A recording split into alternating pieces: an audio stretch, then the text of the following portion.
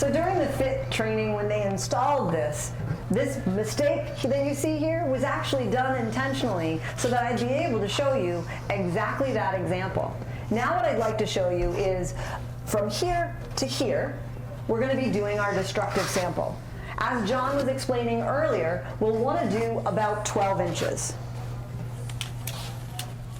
So we break out our handy dandy little measurement stick and we'll go from the center of one area to the center of the next.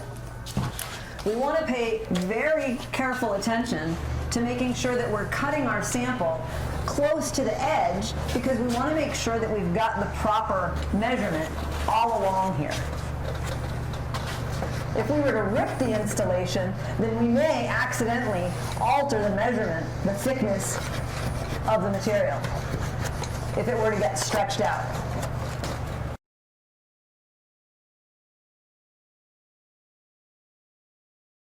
So when we look back at our system, John, what sort of compression are we required to have here? So that would be 50% between the top side of the gypsum wall and the underside of the deck.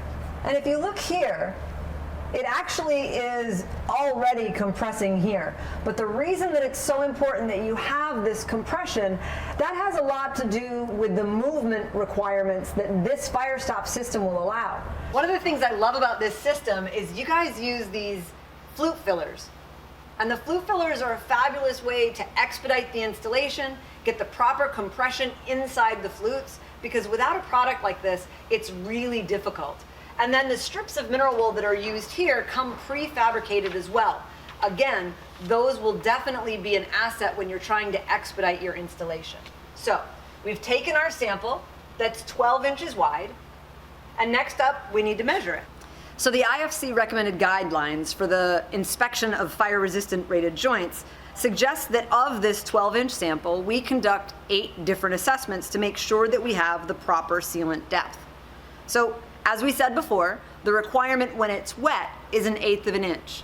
But once it's cured, because a lot of it is water, we're allowed to have 1/16 of an inch. So as we measure this in 1, 2, 3, 4, 5, 6, 7, and 8 different locations, we can see that we've met or exceeded that requirement. So Sharon, now that we have the spray removed, would you actually take the mineral wool out as well? In this case, I wouldn't. As you mentioned before, the mineral requirement in this location is 50% compression. So if we measure this, we've got a 1-inch wide joint.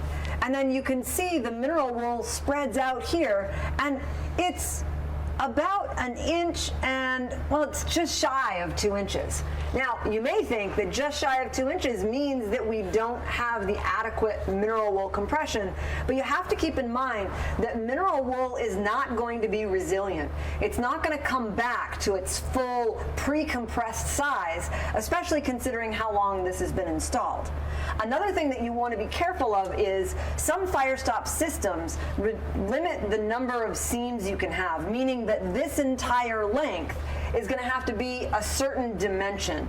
That's because the seams where one piece marries to the next piece is going to be a weak point if it's not properly installed. And so we don't want to create a weak point because we've done a destructive sampling here. In this case, I can be confident that this has got the proper compression, and because you told me that you use a pre-compressed flute filler, we're confident that this is installed accurately as well. If the size of the flute were different, you might have a different answer. But in this particular condition, I'm not at all concerned about doing destructive sampling on the mineral wool.